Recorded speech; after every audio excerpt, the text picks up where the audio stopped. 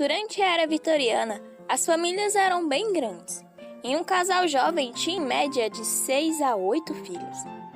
Essas mulheres engravidavam sequencialmente, e isso pode parecer perigoso, já que sabemos como a medicina naquela época deixava muito a desejar. A gravidez, assim como todas as outras coisas durante a era vitoriana, era cheia de rituais e crenças usadas para manter a saúde da mãe e do bebê, já que a taxa de mortalidade era muito alta para os dois. As jovens, quando se casavam, não tinham nenhuma ideia de como funcionavam as relações íntimas com seu marido, e muito menos sabiam como ficariam grávidas. A ideia era que as mães contassem um mínimo para suas filhas, horas antes do casamento, mas muitas delas tinham vergonha de contar esse tipo de coisa, e as meninas entravam no casamento sem saber de nada, tornando traumática a noite de núpcias. A mulher vitoriana sabia identificar uma gravidez apenas com ensinamentos passados de mãe para filha. E se elas não tivessem essa conversa, seria muito difícil para a recém-casada. Nessa época, os médicos já tinham conhecimento sobre a mucosa íntima mudar na gravidez, mas eles não tinham nenhuma permissão para examinar as mulheres, e essa informação não chegou até o público comum. Com isso, geralmente as mulheres só percebiam que estavam grávidas lá para o 7º mês da gestação, quando a barriga crescia bastante. A partir da descoberta da gravidez, a mulher vitoriana perdia completamente a pequena liberdade que tinha. As mais ricas eram proibidas de participar de eventos sociais, e as mais pobres muitas vezes eram demitidas de seus empregos. Uma mulher grávida deveria se manter em confinamento e desaparecer completamente do convívio social, já que estar grávida era a prova física de que ela mantinha relações sexuais com o marido. Em uma sociedade onde a mulher deveria passar uma imagem de pura, a barriga de grávida era realmente constrangedor, e sua gravidez só era comunicada a parentes e amigos no final da gestação. Os vitorianos acreditavam que a mulher deveria ficar deitada durante a gestação, pois se movimentar demais poderia fazer mal ao bebê. As mulheres mais ricas tinham o privilégio de passar os seus meses de gestação deitadas, bordando enxoval ou lenha. Já as mulheres pobres, era esperado que elas trabalhassem até o fim da gravidez, isso quando não eram demitidas. Uma das crenças dos vitorianos era que se uma mulher olhasse para animais ou pessoas feias, isso iria para o bebê, e provavelmente ele nasceria parecido com o animal ou com a pessoa. A preocupação deles era tão grande quanto a isso, que em 1858 a arquiduquesa Sofia escreveu para o seu filho, alertando ele sobre a paixão de sua mulher grávida pelos animais.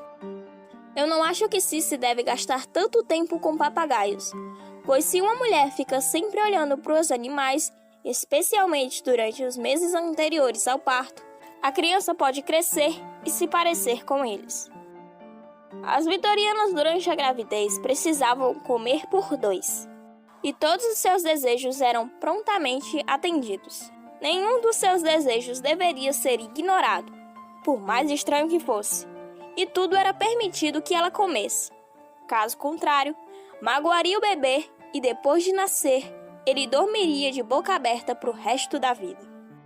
Com essa crença, muitas mulheres engordavam muito durante a gravidez, e isso era outra razão para que fosse interrompida a sua vida social. Em uma época onde a cintura fina era algo muito desejado e mostrar em público a barriga de grávida seria algo tão aterrorizante, as mulheres não abriam mão dos espartilhos.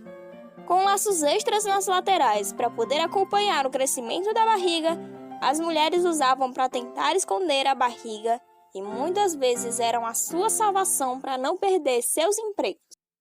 Muitas delas acreditavam que se não usassem os espartilhos, sua cintura jamais voltaria ao normal.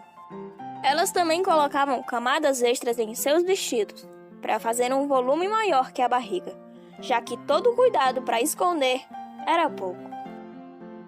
A gravidez fora do casamento era uma coisa muito rara entre os mais ricos, já que as mulheres não podiam estar desacompanhadas em quase nenhum momento do dia.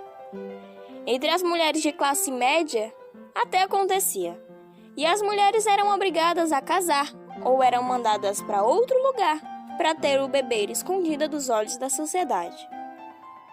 Quando o bebê nascia, eles eram enviados para adoção. Durante o século XIX, muitos bebês eram encontrados abandonados ou mortos. Se as mães fossem localizadas, elas poderiam ser condenadas à morte.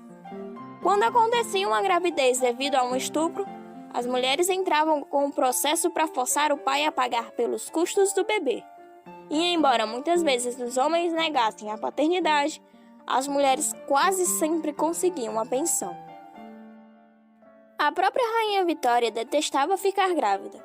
Ela considerava as repetidas gravidezes como um coelho ou uma cobaia do que qualquer outra coisa, e não muito agradável. E também não gostava de amamentar, achando a prática repugnante. As dores do parto eram vistas como algo que a mulher deveria passar. E foi com a Rainha Vitória que isso começou a mudar. Quando se descobriu que o clorofórmio tinha qualidades anestésicas, a Rainha Vitória quis usá-lo durante o parto. Charles Meek, um obstetra americano, alertou contra a tentativa de parar as forças naturais e fisiológicas que a divindade nos ordenou que sofrêssemos. A rainha não dava a mínima.